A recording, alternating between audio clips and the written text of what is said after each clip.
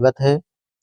अब हम force and pressure के टॉपिक को पढ़ते हैं, जिसमें हमने आपको बहुत सारे टॉपिक के बारे में बता दिया था। तो आज हम कांटेक्ट फोर्स के बारे में पढ़ेंगे। जब दो वस्तुएं एक दूसरे को छूती हैं तब वह बल संपर्क बल कहलाता है। वह बल कौन सा कहलाएगा? संपर्क बल कहलाता है। उदाहरण के लिए घर्षण बल, सतहों के रगड़ खाने से जो उत्पन्न बल होता है वो क्या कहेगा? आपका कांटेक्ट फोर्स, संपर्क बल। क्योंकि इसमें क्या है, दो सतह हैं, दो सतह के बीच में क्या हो रहा है? संपर्क आ रहा है, कांटेक्ट हो रहा है, तो ये क्या हो जाएगा? आपका संपर्क बल होगा। तनाव बल, रस्सी, डोरी या तार में लगने वाला बल। जैसे कि आप सभी मान लीजिए दो बच्चे हैं, एक दूसरे को रस्सी के द्वारा खींच रहे हैं, तो दोनों के बीच में क्या है? रस्सी या डोरी के माध्यम से संपर्क हो रहा है, तो वो भी क्या होगा? एक संपर्क बल ही होगा। किसी वस्तु को यदि हम धक्का दे रहे हैं या खींच रहे हैं तो उस पर जो हम बल लगा रहे हैं वो भी क्या होगा? आपका संपर्क बल कहलाएगा।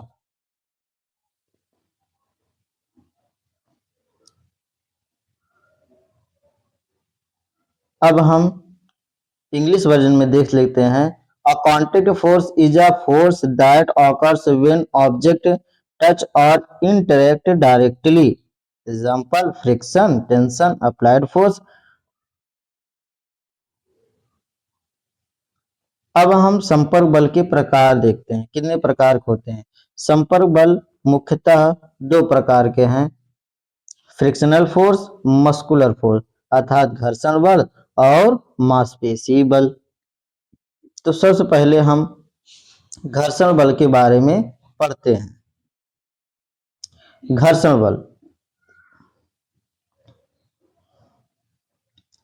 दो सतहों के संपर्क में होने पर गति का विरोध करने वाले बल को क्या कहेंगे?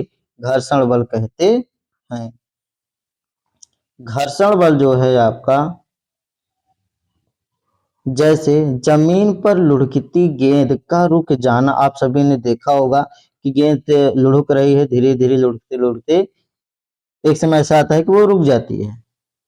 इसके पीछे कौन सा बल लगता है? इसके पीछे आपका घर्षण बल लगता है। The force that opposes the motion of an object when it is in a contact with another surface. For example, a ball slowing down on the ground.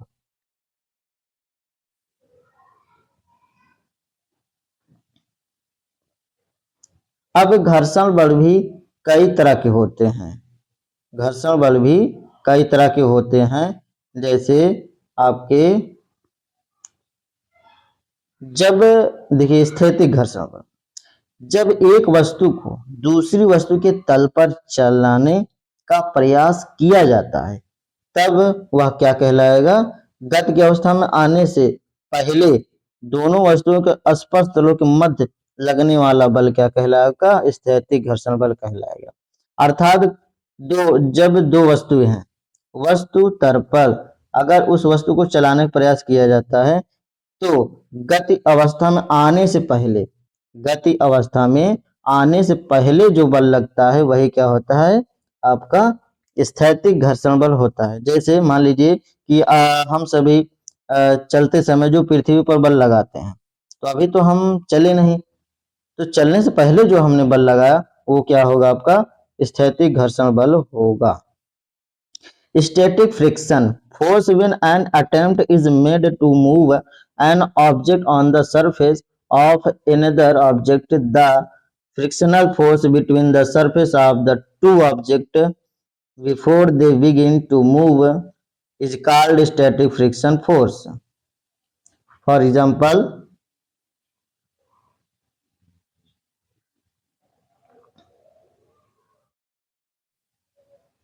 applying force on the earth while moving on the earth. Next, सीमांत घर्षण बल। सीमांत घर्षण बल क्या है? सीमांत घर्षण बल वह बल होता है जब वस्तु पर आरोपित बल का मान बढ़ाते हैं तो स्थैतिक घर्षण बल भी बढ़ता है। स्थैतिक घर्षण बल के इस अधिकतम मान को सीमांत घर्षण बल कहते हैं। जैसे मान लीजिए दो वस्तु है, उन दोनों वस्तुओं पर घर्षण बल लगता है, लेकिन लगने का जो वो अधिकतम मान होता है जिसमें वस्तु चलने लगती है, ठीक, वो क्या है, सीमांत घर्षण बल। जैसे कि भारी बक्सों को धीरे धीरे धक्का देने पर, ठीक है, चलने से पहले लगा घर्षण बल, मीन्स बस चलने ही वाली है, उससे जो पहले बल लगता है वो क्या है आपका सीमांत घर्षण बल, मीन्स वह स्थैतिक घर्षण बल जिसका बहुत ही अधिकतम मान होता है, बस अब चल ही जाएगी, वह क्या कहलाएगा, सीमांत घर्षण बल कहलाएगा। Limiting friction force, when the value of the force applied on the object is increased, the static friction force also increase. This maximum value of static friction force is called limiting friction force. For example, pushing a table harder until it is just about to move.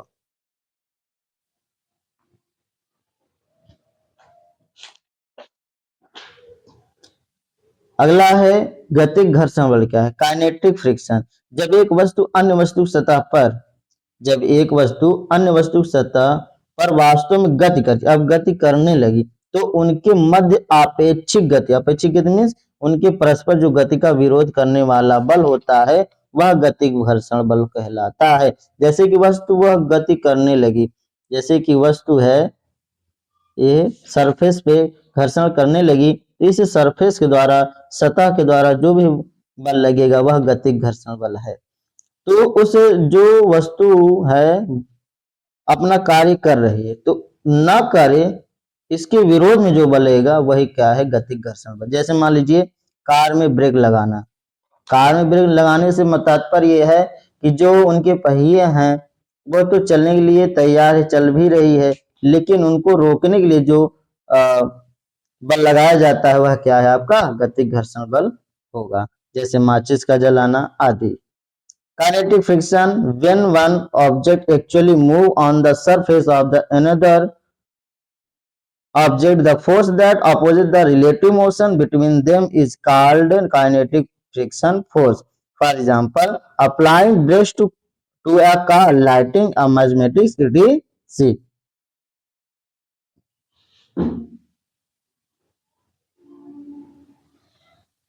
अगला है सर्पी घर्षण बल। जब कोई वस्तु किसी सतह पर, यह सतह होगा, जब कोई वस्तु किसी सतह पर सरकती है तो सरकने वाली वस्तु तथा उस सतह के मध्य लगने वाला बल सर्पी घर्षण बल कहलाता है। मान लीजिए कोई ऐसे सतह है, अब इस पर वस्तु कुछ रखी गई है, ठीक, अब यह स्लिप कर रही है, मीन्स सरक रही, ना लुढ़क नहीं रही है, सरक रही है, तब उस पर जो बल लगता है वह सर्पी घर्षण बल लगता है। सर्पी घर्षण बल सदैव लोटनिक घर्षण बल से क्या होता है, अधिक होता है, क्योंकि जो रोलिंग फ्रिक्शन होता है उसमें आपका घर्षण बल कम लगता है। जब कोई किताब मेज पर फिसलती है तो उस पर लगने वाला घर्षण बल सर्पी घर्षण बल कहलाता है। मान लीजिए कोई किताब है मेज पर फिसल रही है तो उस पर जो बल लगता है वो कौन सा बल होगा, सर्पी घर्षण बल कहलाएगा। नेक्स्ट है रोलर स्केटिंग करते समय। इस रोलर स्केटिंग क्या है, जैसे बर्फ वाले जगह पर लोग उस पे क्या करते हैं, चलते हैं, स्केटिंग करते हैं, तो स्केटिंग के पहियों जमीन के बीच सर पर घर्षण बल लगाता है, सरकता है, तो वह आपका है roller skating.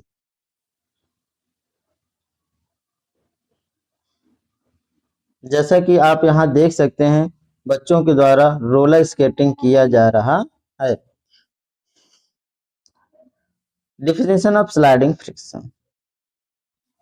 When an object slides on a surface, the force acting between the sliding object and the that surface is called a sliding friction force. Sliding friction force is always greater than rolling friction force. For example, when a book slides on a table, the frictional force acting on it is called sliding friction. While rolling skating, there is a sliding friction force between the skate wheels and the ground.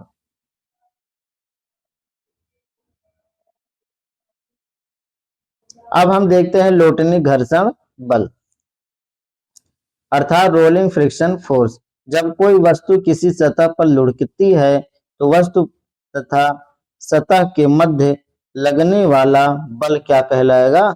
लोटनी घर्षण बल कहलाता है।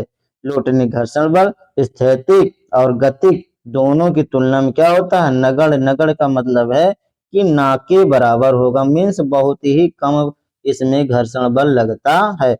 जैसे कि जमीन पर लुढ़कती गेंद पर सर्पी घर्षण बल लगेगा।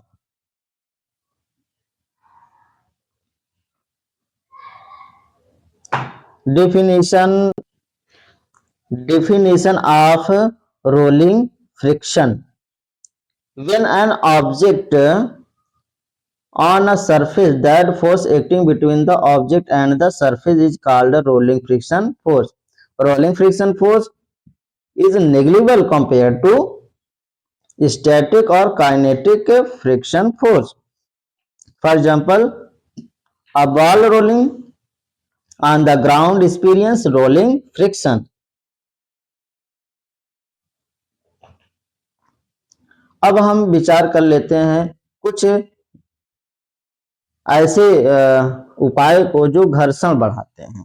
तो हम घर्षण बढ़ाने के उपाय के बारे में देखते हैं। सतह को खुरदुरा बनाकर फिसलन कम की जा सकती है। जो सतह होती है यदि हम उसको खुरदुरा बना दें तो क्या हो जाएगा? फिसलन उसमें कम हो जाएगी और घर्षण बढ़ जाएगा। जैसे कि फर्श पर रगड़ बढ़ाने के लिए मैट लगा देते हैं तो क्या हो जाएगा? आपका घर्षण बल बढ़ जाता है। सतह पर रबर या ग्रिप वाला पदार्थ लगाने से भी घर्षण बल बढ़ता है। जैसे कि जूते के जो तलवे होते हैं, मीन्स निचले पार्ट जो होता है, नीचे का भाग, और या फिर जैसे मान लीजिए कि कार के टायर होते हैं, उनके नीचे क्या होते हैं? रबर लगा दिए जाते हैं, जिससे क्या होता है? घर्षण बल जूते में भी और कार के ट्रक के टायर में भी क्या होते हैं? घर्षण बल बढ़ जाता है। वजन बढ़ाने से सतह पर दबाव पड़ता है और घर्षण बल बढ़ जाता है। जब किसी वस्तु का यदि हम वजन क्या बढ़ा दें? भार या वजन बढ़ा दें तो वह क्या करेगा? सतह पर ज्यादा बल लगेगा, दबाव पड़ेगा, तो जिसकी वजह से घर्षण बल ज्यादा हो जाएगा। जैसे भारी ट्रक या लिफ्ट में भारी सामान रखने से पहियों का घर्षण अधिक हो जाता है। चौथा पॉइंट है सतह पर घर्षक पदार्थ डालने से घर्षण बल बढ़ता है। उसमें क्या किया जाता है? मान लीजिए कि हम उसमें घर्षण जो पदार्थ होते हैं उनको भी डाल, जैसे बर्फीली सड़क पर यदि हम घर्षण बल बढ़ाना चाहते हैं तो वहां क्या करेंगे? रेत या बजरी डालना, ताकि क्या है? कार फिसले नहीं। पांचवा पॉइंट है सतह को साफ और उचित रखने से घर्षण बनाए रखा जा सकता है। सतह को क्या किया जाए? साफ रखा जाए। तो जैसे कि खेल के मैदान पर रेत या घास की सतह रखने से खिलाड़ी फिसलते नहीं है। जो खेल के मैदान पर होती है वहां रेत या घास की सतह बनाई जाती है, जिससे क्या हो? खिलाड़ी फिसले नहीं तो खेल कैसे होगा?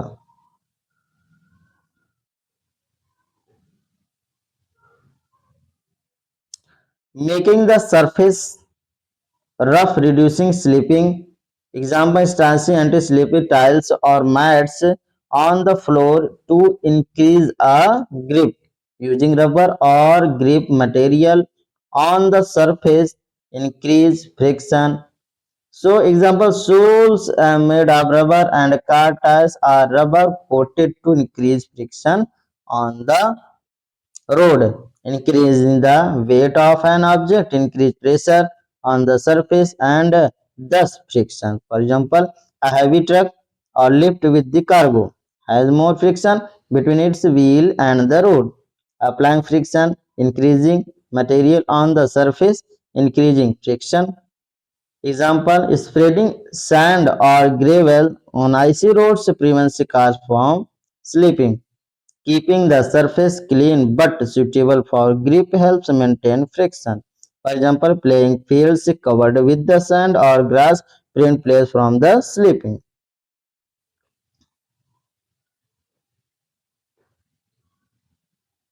ये तो हो गए हम घर्षण बढ़ाने के उपाय देखा।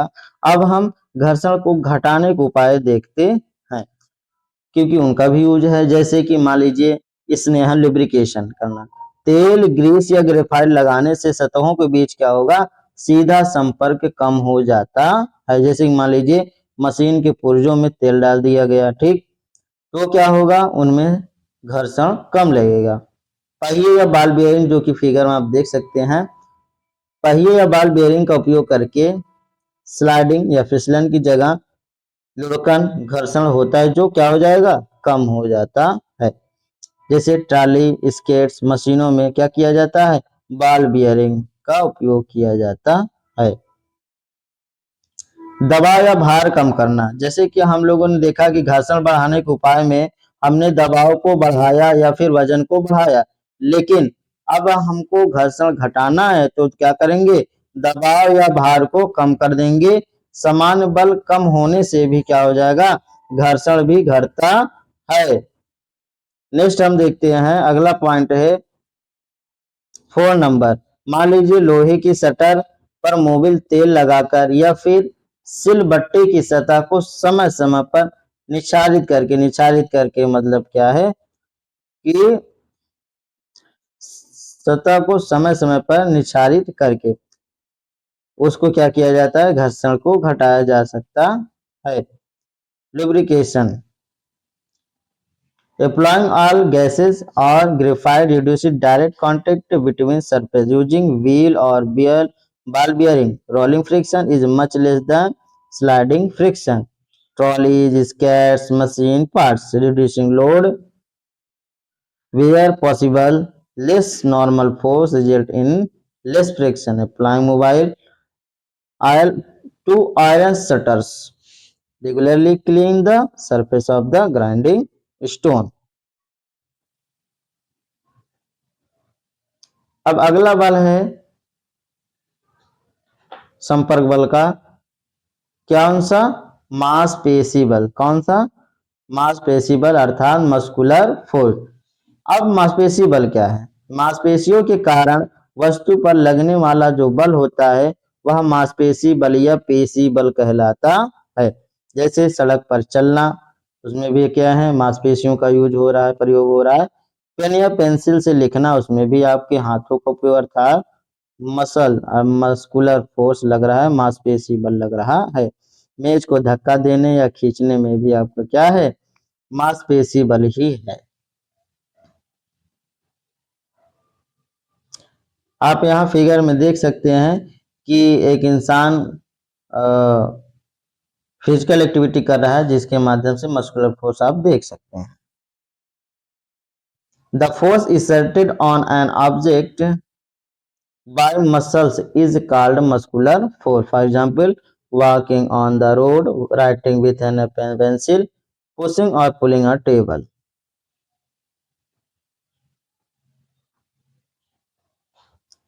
तो आप सभी वीडियो के लास्ट तक बने रहें, इसके लिए आप सभी को धन्यवाद। आप सभी को ऐसे ही वीडियो देखने के लिए हमारे चैनल को सब्सक्राइब कर लीजिए, कमेंट करिए, जिससे कि हम आपको और अच्छा बेहतर से बेहतर कंटेंट दे सकें, और अपने दोस्तों को भी शेयर करें।